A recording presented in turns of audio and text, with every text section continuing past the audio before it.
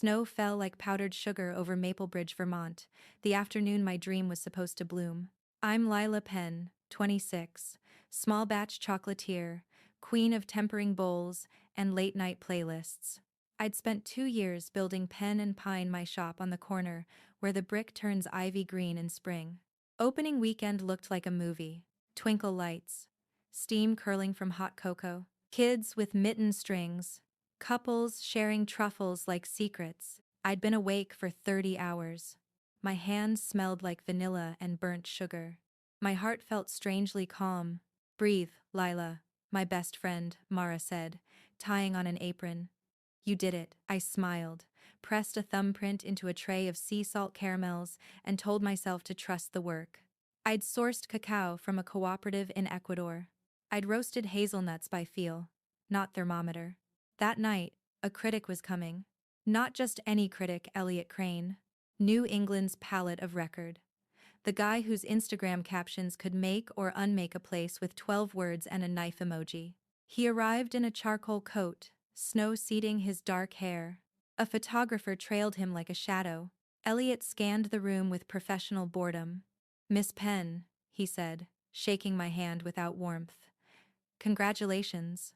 Thank you for coming, I said. I saved the maple ganache for last. It's our signature. He gave a polite nod. His eyes flicked to the cases as if checking a box. We started the tasting flight. First, a 70% single origin bar clean snap, citrus on the finish. Then my rosemary smoke bonbon, delicate, green, a whisper of campfire. Elliot chewed with the patience of a metronome. He took notes in a small black moleskine. He said very little. Thoughts? I asked, too casual. He dabbed his mouth with a napkin. Your tempering is earnest, he said. Technique. Still catching up to ambition. I heard Mara clatter something in the kitchen. The photographer clicked. My smile held. We ended on the maple ganache. It had taken me 11 months to get right. To coax the syrup's earthy smokiness into the dark chocolate without letting it shout. Elliot lifted the piece with tweezers like a surgeon. He bit. He paused. He smiled with only his eyes. Interesting, he said. Interesting could mean genius. Interesting could mean trash. He shook my hand again. We'll be in touch, he said, and vanished into the snow like he'd been a rumor. I closed that night with a full tip jar, and the kind of exhaustion that makes your bones ring. I let myself picture his review. Pen and Pine is a love letter to Vermont. Maybe he'd mention the ethical sourcing. Maybe my grandmother's copper pot, now hanging over the register, would get a cameo. I went home, showered, and slept like a dropped stone. The review hit the next morning at 7:12 a.m. My phone buzzed until it felt like a living thing in my palm. Texts from friends. A DM from a girl I'd barely known in high school. Ignore him. My stomach sank. Elliot's headline. Sweet ambition, bitter execution. Subhead. When technique sours a story. He said my caramels were grainy as roadside sand. He said the rosemary bonbon tasted like a forest fire in a shoe. He said the maple ganache, my maple ganache, was cloying nostalgia, like licking a postcard. I read every word. Twice. The phrases stuck to me like burrs. My chest tightened. My hand shook so hard I dropped my mug, and coffee sprinted across my counter. By 8:30 a.m., 2 pre-orders canceled. By 10, a bridal party emailed to reconsider flavors. At noon, a guy walked in, took a selfie in front of the case, and whispered, "Forest fire in a shoe," to his girlfriend, both of them laughing like they'd discovered a meme. How can one man do this? I asked the empty kitchen. The copper pot above the register reflected back a wide-eyed woman who looked nothing like me. Mara found me standing still, apron untied. Hey, she said softly. We knew reviews might be a lot. This isn't a review, I said. My voice surprised me flat, low. It's a script he wrote before he ever walked in. What do you mean? I meant the way he'd looked past the cacao origin notes I'd printed. I meant the way he never asked a single question about process. I meant the photo the photographer took of the messiest corner of my kitchen like that was the truth of the place. I can survive criticism, I said. But this felt targeted. Mara exhaled. Do you want to clap back online? She asked. A classy note? No, I said, though my thumbs were already itching to type. I pictured him rolling his eyes, calling me thin-skinned. An email pinged. Subject: Loved meeting you. From Marcy at Big Barn Confections PR. I clicked. Hi Lila, so nice to see Pen and Pine in the news. If you're open to collaborations, Big Barn is launching a Vermont holiday box with a few select artisans. Big Barn.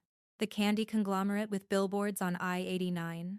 The ones who sold maple truffles, made with flavoring and corn syrup, then posted photos of trees. I snorted and clicked delete. Another ping. A message request on Instagram from a burner account. Lol, you should have paid like everyone else. I reread it 3 times.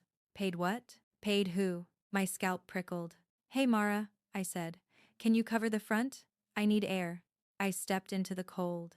Snow squeaked under my boots. Across the street, a hardware store window held a display of space heaters and hand-painted wooden signs. Live, laugh, love, snow. I paced and tried to breathe the way my therapist had coached me. In for 4. Hold. Out for 6. A car door slammed. A woman in a camel coat climbed out, voice raised into her phone. No, listen, she said. He filed exactly what they wanted. Friday deposit cleared. The rest after the metrics spike. She stopped when she saw me. We made eye contact through a veil of light snowfall. She turned away, voice dropping, and slipped into the cafe next door. My blood did a dangerous thing, heated and focused. Deposit. Filed what they wanted. The rest after the metrics spike. I followed on instinct, then forced myself to stop. I wasn't going to be the crazy chocolatier lurking near strangers. But when she left 10 minutes later, she tossed a receipt that missed the trash by inches. I didn't think. I picked it up to throw it away. It wasn't a coffee receipt. It was a printout, email headers, and a one-line body. From accounts at weldonwireper.com to Ecranet. Subject: Invoice payment. Big Barn Vermont campaign. Body: $7,500 deposit processed. Remaining $7,500 upon publication. A date: 2 days before my opening. I felt the world tilt like a carnival ride. Elliot. Invoice. Big Barn. No, I whispered, even as a sick, bright clarity spread through me. This was insane. This was illegal, wasn't it? I snapped a photo with shaking hands. I returned the paper to the trash's lip. And I went back to the shop with a new pulse in my ears.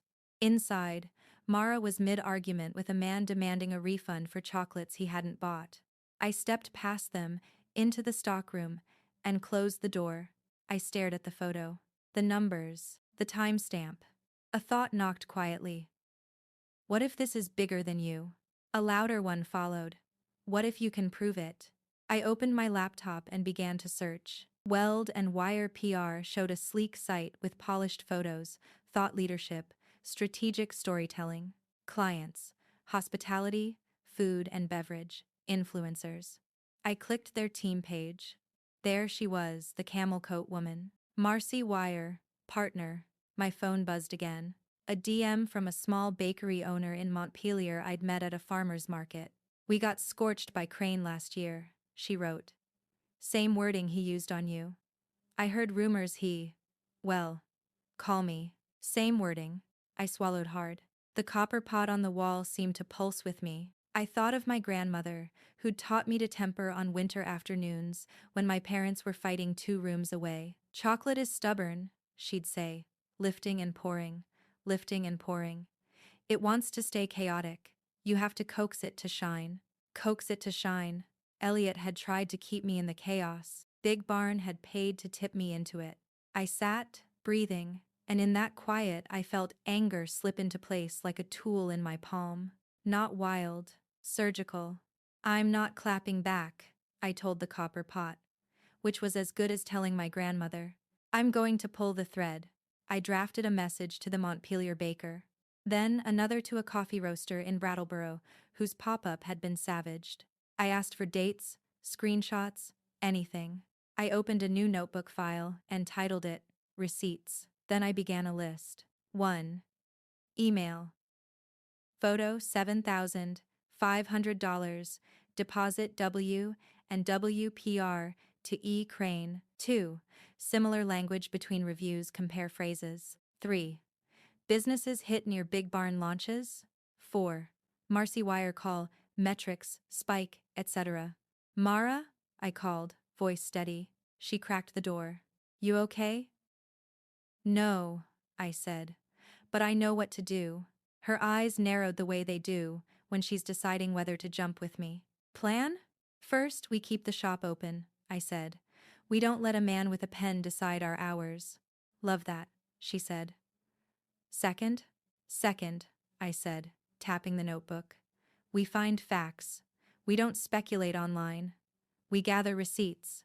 She looked at me like she was trying to memorize my face. Third, this is relation. The done back the done from Staridus. Third, I said, feeling the click of resolve. We burn this quietly. I meant expose. I meant light, not flame. I meant the truth, not a bonfire. A bell chimed up front. Customers. Mara squeezed my arm and vanished. I stared at my screen, cursor blinking like a heartbeat. A new email slid into view from the bakery owner with the subject line, "You're not alone." I clicked. Inside were screenshots of texts between a consultant and a community food blogger, offering sponsorship in exchange for objective criticism on new openings that compete with key clients. Attached was a calendar screenshot titled Vermont Sweet Q4 Launch Plan, with dates circled Big Barn's dates. Heat traveled up my spine. This was a pattern. I pressed my palms to the desk. For a second, fear tried to pour in. What if they crush you? What if he crushes you again? But it couldn't find purchase. Because now, I had something I hadn't had yesterday. A direction. I stood, retied my apron, and walked back to the front. A teenage girl was staring at the case, lips parted, the way you stare at stars. Her mom stood behind her, scanning the menu. We saw the review, the mom said, not unkindly. Thought we should make up our own minds. Smart, I said, managing a smile. Try the maple ganache. They did. The girl's eyes widened. Oh, she said. It tastes like a campfire and a hug. That's what I'd meant. That exact thing. Thank you, I said, and I meant for more than the purchase. As they left, a shadow darkened the doorway. A man in a navy peacoat stepped in, shaking snow from his collar. Elliot Crane. His eyes scanned the room and landed on me. He smiled like a cat. Miss Penn, he said smoothly. I wanted to talk about your response. My response? I asked, brow raised. To criticism, he said. There's a right way to take it. I can help you, if you're open to guidance. I thought of the email in my phone, the receipt in the trash, the baker's screenshots, the calendar. I held his gaze. I felt a power I hadn't felt since before the review. Of course, I said lightly, stepping closer. But before that, can I show you something? He tilted his head, curious, pleased. I unlocked my phone, opened the photo of the invoice, and turned the screen so only he could see. His smile didn't falter, but his eyes did. That, I said softly, looks like a conversation. Elliot's jaw flexed almost imperceptibly. He recovered fast, voice cool. I don't know what you think you have, Miss Penn, he murmured. But be careful where you point it. I smiled. Oh, I said, I intend to. His gaze sharpened, a warning wrapped in charm. Then he leaned in, voice a whisper no one else could hear. Careful, he said. People get burned. I held his stare, heartbeat steady now. Only if they stand too close. He straightened, composed himself, and walked out into the snow. The bell chimed behind him. I exhaled, turned to Mara, and felt the last of the fear burn off like alcohol in a pan. Because if he was warning me, it meant he knew.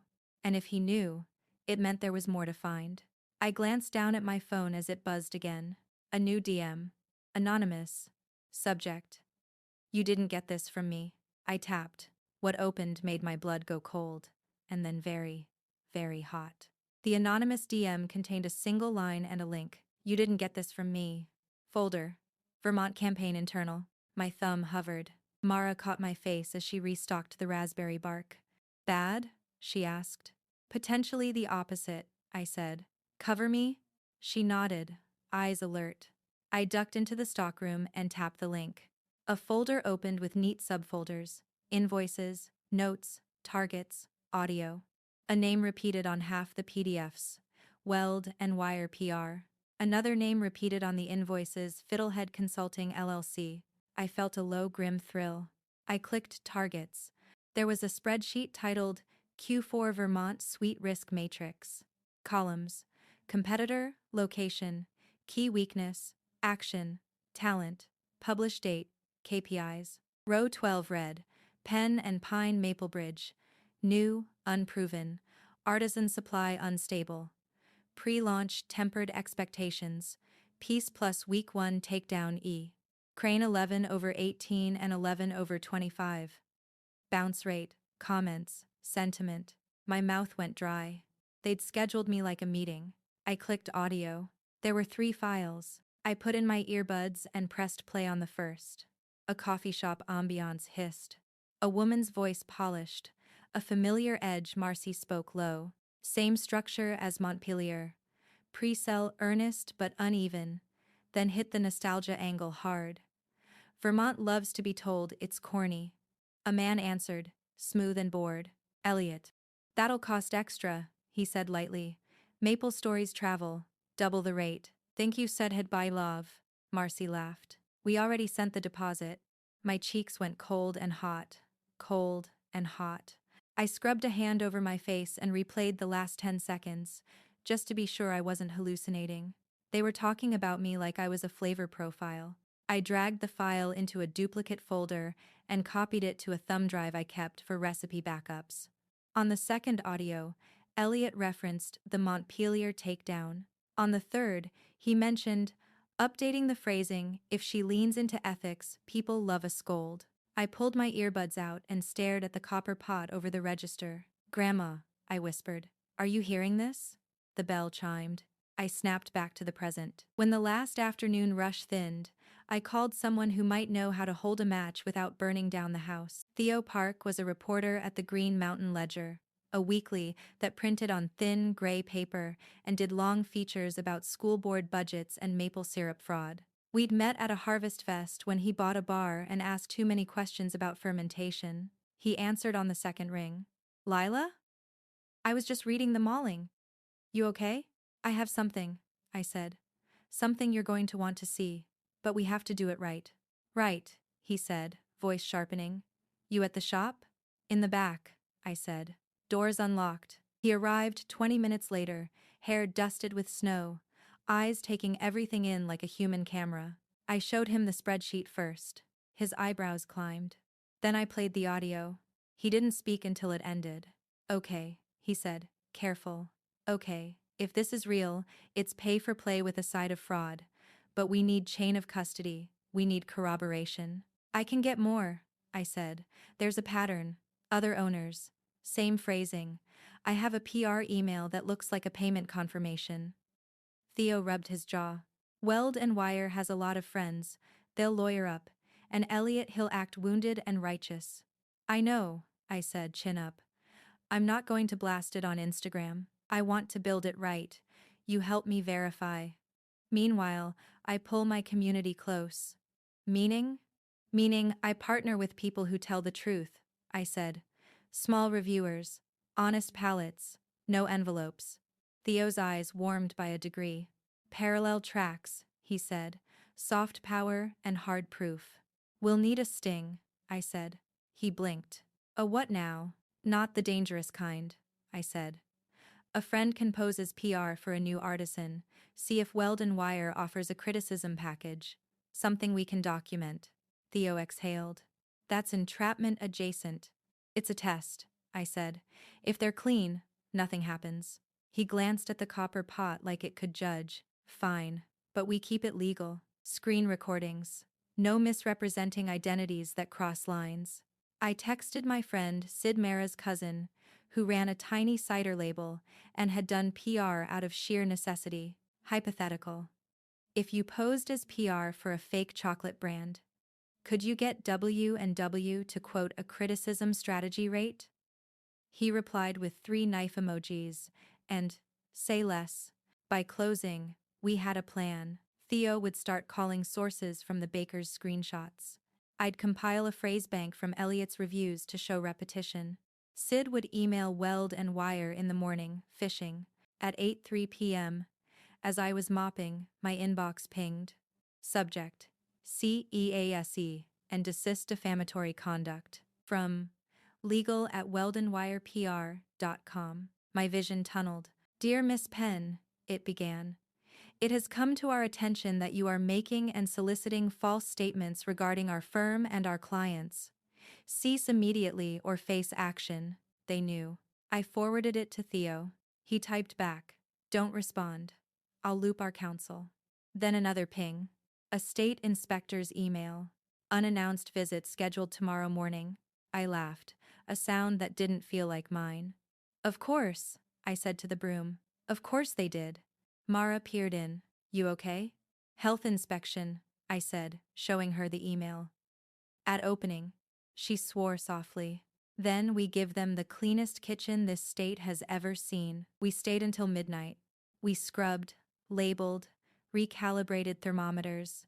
We tossed anything that looked at us funny. At 5:59 a.m., I stood in the quiet shop with a mug of tea, the world pale outside. The inspector arrived at 7:15 a.m., clipboard crisp. She was fair.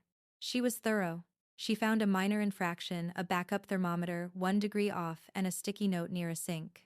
She left with a clean bill and a copper plate list of corrective actions I could frame. By 9, customers filtered in on their commute. By 10, Fork and Compass, the sibling food YouTubers who reviewed small towns, DM'd me back. They'd seen the storm. They wanted to stop by, try some pieces, and film. Come, I wrote. Open kitchen. No secrets. At noon, a TikTok food nerd named Juniper Reyes messaged. She'd driven through Maplebridge once, loved the hot chocolate, hated Elliot for sport. Say when, she wrote. When, I sent back. By 2, someone had flooded my Yelp with 1-star reviews that read like they'd been written by a bot with a thesaurus. By 3, Square flagged a batch of payments as unusual activity and froze $1,200. By 4, my cacao supplier emailed me that a routine audit meant my next shipment might be delayed. I stared at the screen and felt the now familiar flare of anger. They're trying to choke us, I said. Then we breathe louder, Mara said. At 5, the door chimed, and Fork and Compass arrived with a camera, like a small pet. They were sweet and curious and asked real questions. We filmed a behind-the-scenes, tempering shimmer, ganache whipping like silk, me telling the story of my grandmother's copper pot. They tasted the maple ganache and went quiet the way you do when your body says yes. Okay, the sister said into the lens. Listen, whatever you've read, you owe it to your mouth to try this. When they left, my hands shook for a different reason. At 6, Theo texted, 2 sources on record, patterns match. Sid's email bait got a nibble W, and W proposed a framing strategy tied to key tastemaker partners. No rates in writing yet, but they offered a call. My heart thudded. At 6:30, I got another anonymous DM. Tonight, 9 p.m., Mill River Footbridge. I have a drive. Don't bring anyone. They're watching. I stared at it until the words swam.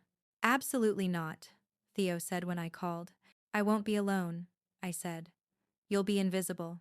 Lila. I won't speak, I said. I'll take it and leave. A long pause. Fine, he said. I'll be nearby. Phone on, share location. I told Mara I was dropping off compost at the community garden. She didn't buy it, but she knew better than to try to stop me when my jaw sets. The Mill River Footbridge is a narrow stripe of iron and wood, strung with fairy lights by some enthusiast last summer. At night, it sounds like a whispering throat. I got there early. Snow feathered the water, the town quiet around me. At 9, 7, footsteps. A figure approached in a dark parka, hood up. He stopped 2 feet away, breath fogging. Lila? He asked, voice tight. Yes, I said. He pushed the hood back. I recognized him. Elliot's photographer from opening night, young, nervous eyes that didn't like what they'd seen. "Name's Micah," he said. I can't do this anymore. They said it was just optics. It's not. It's poison." He reached into his pocket, looked over his shoulder, flinched at nothing. "Here," he said, shoving a small black drive into my palm. "Backups, emails, audio, calendars. If they say I stole it, I didn't. I archived my work, like we all do. But there's more." "More?" I asked. Micah swallowed. "They've been ghostwriting for him. And the quotes? They plant them. They pay smaller bloggers to amplify the phrasing so it trends. It's a machine." I felt the ground under my feet become a thin sheet of glass. "Why me?" I asked, barely a whisper. "Because you didn't play," he said. "Because you said no to Big Barn last year when they asked you to do a collab with their syrup flavoring. Marcy hates no." A car door thumped closed on the far side of the bridge. We both turned. A dark SUV idled at the curb, exhaust puffing little ghosts. Two figures stepped out. One was Marcy, immaculate even in the cold. The other, a half step behind, was Elliot, collar up, that patient amused look, like this was networking. Micah's face drained. "They traced me," he whispered. "Go," I said, heartbeat sprinting. "Micah, go." He bolted past me along the bridge, hood up again, disappearing into the dark. Marcy didn't hurry. She walked like the bridge belonged to her. Elliot's smile was a metronome. "Evening, Miss Penn," Marcy called, voice carrying. "Out for a stroll?" I slipped the drive into the inner pocket of my coat and smiled like nothing could stick to me. "Fresh air," I said. "Good for the temper." She stopped 5 paces away, nose pink with cold, eyes hard. "Hand it over," she said softly, "and we'll forget this detour." Elliot's gaze drifted to the fairy lights, as if bored. I heard my phone buzz in my pocket. "Theo. Police en route. 2 minutes." I lifted my chin. "I don't know what you mean," I said. Marcy's smile didn't move. "Careful, Lila," she said. "You touching fire again." I took a step back, the bridge creaking. My breath ghosted between us. Because I'd felt fear leave me once already. Because I had their voices on files, dates on spreadsheets, warmth from a community that had started to come anyway. And because the next thing she said made my blood freeze and then boil. "We don't have to break you," Marcy murmured. "We can buy you." Elliot's eyes flicked to me, curious. My heart stuttered. The world narrowed to the size of the drive against my ribs. "Name your price," she said, so quietly the snow almost ate it. "And we'll make the story say you were a phoenix all along." My mouth opened, the far end of the bridge filled with blue light. Sirens. Footsteps. Someone shouted a name that wasn't mine. Elliot's hand twitched at his side, the first crack in his bored pose. Marcy's eyes cut back to me, calculating tightening into something like contempt. "Last chance," she said. I looked at the drive. I looked at her coat, the perfect stitch. I looked at Elliot, the metronome, and I smiled with all my teeth. "Some of us," I said, "taste the difference." Their faces changed, just as hands touched my shoulders from behind. Theo, breathless, and a uniformed officer stepping past us onto the bridge. "Ma'am," the officer said, "we need to ask you all a few questions." Marcy already turned, already composing a statement in her head. Elliot glanced at me one last time, and for the first time, he didn't look bored. Because he knew. Because I had it, and because this was only the beginning. The officer looked from me to the SUV, then back. "Who called this in?" he asked. From the shadows beyond the SUV, another figure stepped forward. Not Micah, someone older. A face I recognized from a corporate press release on a billboard off I-89. Big Barn's regional VP.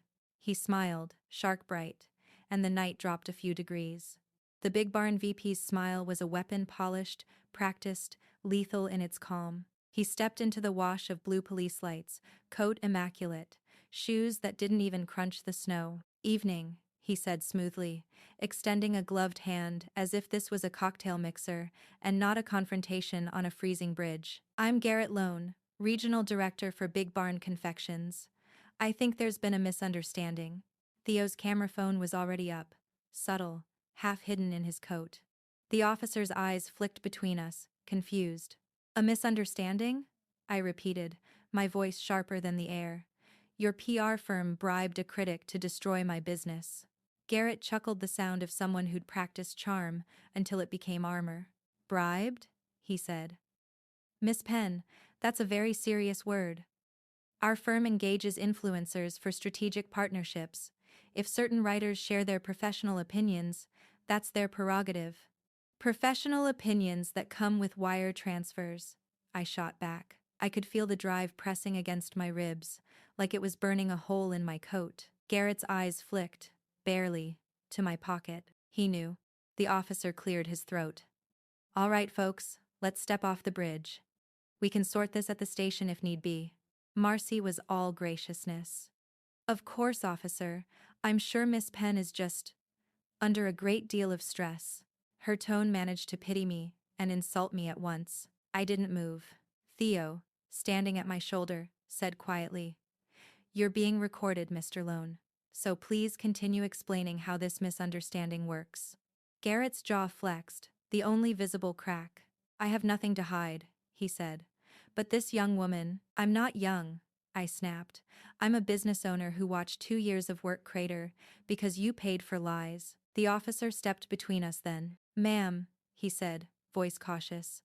I'm gonna have to ask for calm. If you've got evidence, you can bring it down to the station. I will, I said. Trust me. Garrett and Marcy exchanged a look, a silent calculus, and then turned back toward their SUV. As the car pulled away, Marcy lowered her window and called out, Careful, Lila. You'll melt your own chocolate with all that heat. The taillights disappeared into the snow. Theo exhaled, like he'd been holding his breath for a year. You good? He asked. I looked down at the drive, fingers trembling. Define good. He smiled grimly. Let's get that copied before it grows legs. We spent the night in his newsroom, a converted barn that smelled like coffee, printer, toner, and late nights. The building was quiet except for the hum of his laptop and the wind against the tin roof. The files were internal memos from Weld and Wire PR, invoices labeled influencer retainers, PDFs of review drafts with Big Barn's logo in the corner. One file, called Talking Points, Crane Campaign, laid it all out. Position artisan competitors as sentimental but inconsistent, underscore nostalgia as weakness, reinforce perception that Vermont's craft scene lacks scalability. I read the lines 3 times. Each word was a knife dressed as a compliment. Theo's voice was low. This isn't just about you. This is systemic. I nodded, numb. It's marketing dressed as journalism, I said. They're buying trust. Which, he said, makes it fraud. We both looked at the drive again, the weight of it unnatural for its size. Can we publish? I asked. Not yet, he said. We'll need corroboration. We'll need to verify metadata, cross-check the financials. But yes, this could be the story that breaks them. I wanted to feel victory. Instead, I felt the exhaustion of someone who'd seen the enemy's map and realized the war wasn't over. It was just bigger than she'd thought. The next morning, Fork and Compass dropped their video. We went to the chocolatier everyone's talking about. Spoiler, the critic lied. Within hours, it hit 200,000 views. By lunch, customers lined the sidewalk, snow or not. By dinner, the Maplebridge Gazette ran a headline. Local chocolatier fights back and wins hearts. I watched it all from the kitchen, half in disbelief, half terrified. Because attention is a double-edged spatula great for scooping victory, sharp enough to cut you open. Mara burst through the back door waving her phone. We're trending, babe. Trending. Number sweet revenge. I laughed. Actually laughed for the first time in weeks. Then I froze when my screen lit up again. Private number. Voicemail. I played it on speaker. A man's voice. Measured. Deep. Lila Penn, he said. You've made yourself interesting. That's dangerous. You want your truth? Fine. Meet me at the Maplebridge Inn tomorrow. Room 214, noon. Don't bring your journalist. Click. Theo frowned. I have to, I said. No, you don't. That's bait. Then I'll take the hook carefully. He rubbed his face. You've got the moral high ground. Don't risk it for drama. This isn't about drama, I said. It's about leverage. Because whoever that was, they wanted to negotiate. And you don't negotiate unless you're scared. The Maplebridge Inn was the kind of place that still smelled faintly of cigarettes from the 90s and optimism from the 70s. Room 214 was at the end of the hall, door slightly ajar. I knocked once. "Come in," said the same voice. The man sitting by the window wasn't what I expected. Late 50s maybe, suit without a tie. He looked like someone who used to matter more than he does now. "You're early," he said. "I like to see what I'm walking into." He smiled faintly. "Good instinct. I'm Henry Voss. Used to be Weld and Wire's senior strategist before I developed ethics." I blinked. "You're the leak." "Not the only one," he said. "But I saw where this was heading. They're not just bribing critics, Miss Penn. They're laundering money through influencer contracts using coverage as cover for tax write-offs." He slid a manila envelope across the table. Inside, financial statements, shell company registries, offshore transfers. "This," he said, "is how Big Barn funds their pay-for-play ecosystem. You go public with this, you'll bring down half of their regional operation." I stared at the papers. This could end them. "Or end you," he said softly. "They won't take it lying down. They'll spin you as unhinged, obsessive. They'll dig up everything: family, taxes, exes. You ready for that?" I thought of my grandmother's copper pot, of Mara laughing in the kitchen, of customers who'd come back even after the takedown. "I wasn't ready for the first punch," I said. "But I'm ready now." Voss nodded once. "Then you'll need allies. I'll introduce you to someone at the Attorney General's office." Quietly, he stood, extended a hand. "Don't get noble, Miss Penn. Get precise." That night, Theo uploaded the first story. Paper Sweethearts: How a Vermont PR Firm Bought the Taste Buds of New England. It didn't name Big Barn yet, not until we confirmed the money trail, but it laid the groundwork. Within hours, Weld and Wire's site went offline. Their Twitter issued a vague, scheduled maintenance post. By morning, a journalist from the Boston Globe emailed me for comment. The tide was shifting. But tides pull things out as easily as they bring them in. Because at 9:43 a.m., as we prepped truffles for a record line of customers, a black sedan rolled to the curb. Two men in suits stepped out, badges flashing. "Lila Penn?" one said. "Yes?" "You're being served. Subpoena defamation case filed by Elliot Crane." Mara swore under her breath. Theo, who'd just walked in with coffee, froze mid-step. I took the envelope. It felt heavy enough to break something inside me. "See you in court then," I said, forcing a smile. The taller man hesitated, as if almost sympathetic. "Ma'am," he said quietly, "off the record, you might want to look at the last page." I did. It wasn't just Crane suing. It was Big Barn Confections, incorporated as co-plaintiff. The headline I'd been chasing had become a target painted squarely on my back. I looked up. Heart steady now, in a way that only comes when you stop pretending to be afraid. "Tell them," I said. "I'm already writing my closing statement." Theo stared. "You realize this could bankrupt you?" "Maybe," I said. "But at least I'll know the flavor of justice." Mara squeezed my shoulder. "Then let's make sure it's dark chocolate, not too sweet." We laughed. Barely. But the truth hung heavy between us. This wasn't a story anymore. It was a war, and I had just declared it. The next morning, my inbox overflowed. Some were supportive, others not. Threats, disguised as advice. Anonymous numbers texting things like, "Drop it, candy girl." Even one message that just said, "We know where you temper." Mara wanted to call the cops. Theo wanted to publish everything. I wanted strangely to make more chocolate. So I did. Because that's what kept me sane. Because creation is rebellion when someone's trying to erase you. I poured, tempered, and let the kitchen smell like peace again. And while the chocolate cooled, I wrote my next step on the back of a recipe card. 1. Attorney General meet Voss's contact. 2. Public record request campaign finance. Plus PR invoices. 3. Customer letter open. Honest. No victimhood. 4. Court. I pinned it above the counter. And for the first time since the review, I felt steady. Because revenge, I was learning, isn't fire. It's heat control. And I was getting very, very good at tempering. The clock ticked softly. Outside, snow kept falling. Inside, my phone buzzed again. A new email. Subject line: Settlement proposal from counsel for Mr. Crane. I opened it. And what I read made my hands go cold.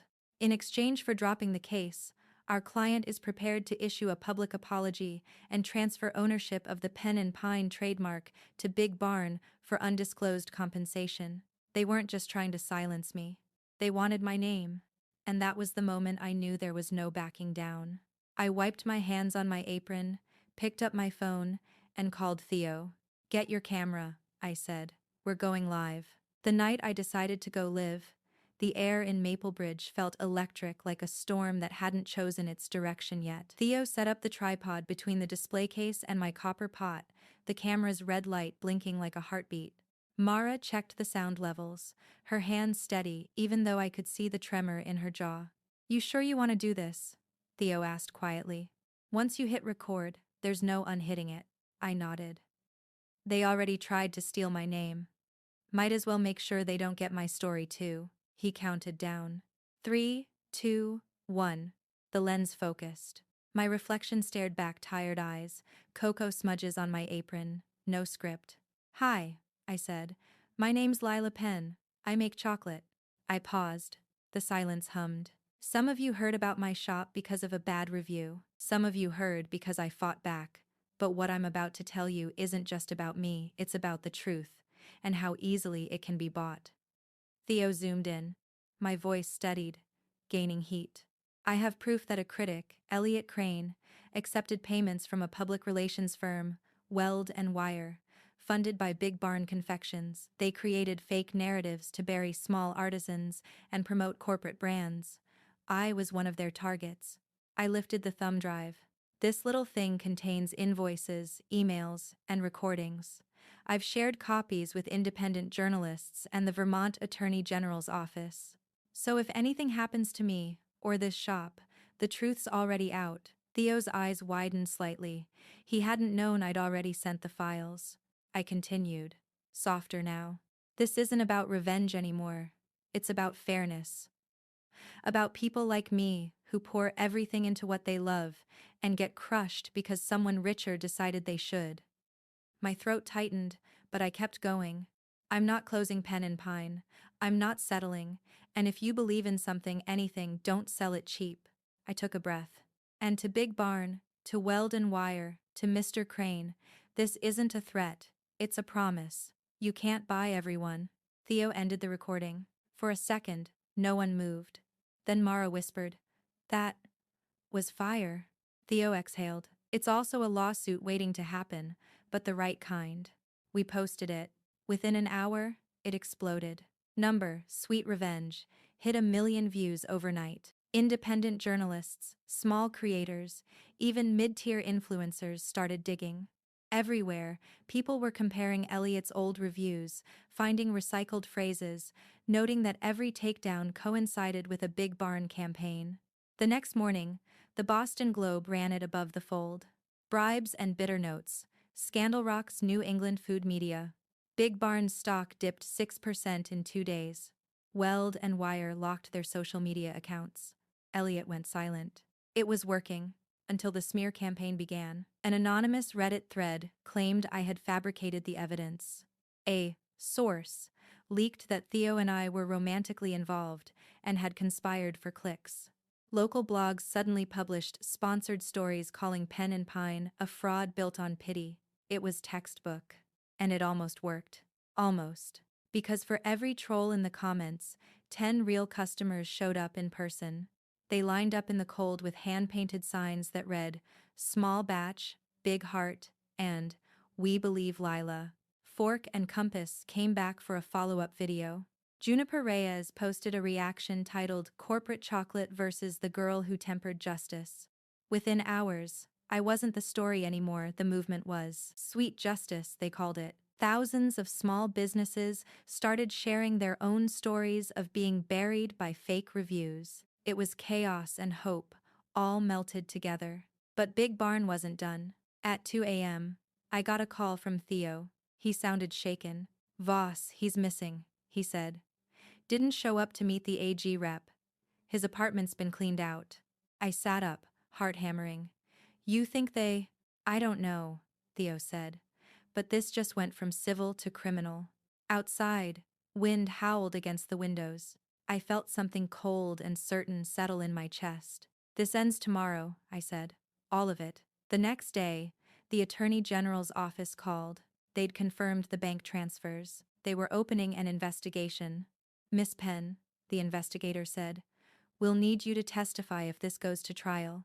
I looked around my tiny kitchen, the copper pot gleaming above me, the scent of cooling ganache in the air, and felt the weight of every sleepless night, every ounce of fear I'd swallowed. I'll be there, I said. But I didn't know that before sunrise, the story would turn one last time. Because at 4:30 a.m., while I was prepping an order, the shop phone rang. An unfamiliar voice, hoarse, whispered, "They found Voss." A pause. "Car crash. Off Route 12. No witnesses." The line went dead. I stood there, chocolate dripping from the spatula, the world tilting sideways. He'd tried to warn me, don't get noble, get precise. And now he was gone. I looked out the window, snow falling, soft and endless, and I realized they weren't afraid of my proof anymore. They were afraid of what I represented. The truth had already escaped the wrapper, and I was going to make sure it stayed that way. 2 weeks later, the courthouse smelled like disinfectant and dread. I sat behind the plaintiff's table in my best blazer, hands clenched in my lap. Across the aisle, Elliot Crane looked smaller than I remembered. Pale, tired, his confidence cracked like bad caramel. Beside him, Marcy whispered to her lawyer. Garrett Lone wasn't there. Big Barn had quietly fired him and issued a statement about unethical partnerships. The judge's voice cut through the room. Opening remarks. Theo sat in the gallery, notebook in hand. Mara was behind him, her eyes red but burning bright. My attorney stood. Your Honor, she began. This case is not about chocolate. It's about corruption disguised as criticism about a corporation that weaponized opinion to destroy small creators. The courtroom felt too small for all the truth packed inside it. When it was my turn, the judge asked me to stand. Miss Penn, he said, you've alleged that the defendants conspired to harm your business. Why continue when settlement was offered? I met his eyes. Because my business isn't just mine, I said. It's every person who wakes up early and builds something honest. I couldn't sell that. The judge nodded once. Proceed. Then came the evidence. The emails. The recordings. The invoices. Theo's article had already been cited by national outlets. The Attorney General had launched a joint investigation. By the time we reached cross-examination, even the defense looked like they wanted to be somewhere else. Elliot tried to claim ignorance that he'd been misled by PR intermediaries. But when my lawyer played the recording of his own voice saying, "Double the rate for Maple Stories," the air left the room. The judge leaned back, expression unreadable, but I saw it, the flicker of disgust. By the end of the day, the court recessed pending further review. But we all knew. The tide had turned. Outside, cameras waited. Reporters, microphones, snow. It felt surreal. Theo nudged me. Say something for the small guys. I stepped up to the microphones, my breath fogged in the cold. I didn't start this to be a hero, I said. I started it because someone lied. And if we let lies run the world, then truth has no flavor left. A murmur went through the crowd. Make what you love, I said. Protect it. And never, ever, trade it for something cheap. The next day, every headline had my name. By week's end, Elliot resigned. Weld and Wire dissolved. Big Barn lost contracts across 3 states. And Pen and Pine? We sold out for 6 straight months. But the best part wasn't the money. It was the letters from bakers, farmers, potters, saying, "You reminded us, we're not powerless." Months later, when spring finally broke Vermont's long winter, I stood in my shop's doorway, the bell chiming softly as customers drifted in. Theo stopped by with coffee. AG's office sent their official report, he said. Fraud confirmed. Case closed. I smiled, tired but whole. Guess that's that. He nodded. How's it feel? I looked around the copper pot shining in the sunlight, the scent of cocoa and vanilla wrapping the room like a hug. Bittersweet, I said. Like good chocolate. He laughed. You gonna write about it? I grinned. Already did. He raised an eyebrow. You're serious. I nodded toward the counter, where a small box sat labeled, Limited Edition, The Bitter Truth. Inside were truffles, dark chocolate, maple smoke, and just a pinch of chili heat. Each box came with a note that read, Dedicated to everyone who learned to temper fire into strength. Theo smiled slowly. You know, he said, that might just be your best recipe yet. I looked out the window as the sun set over Maple Bridge, golden light spilling across the snow. Maybe, I said. Or maybe it's just the start of another batch. Because revenge had melted into something better, something richer, slower, honest, justice. And that, I decided, was the sweetest flavor of all.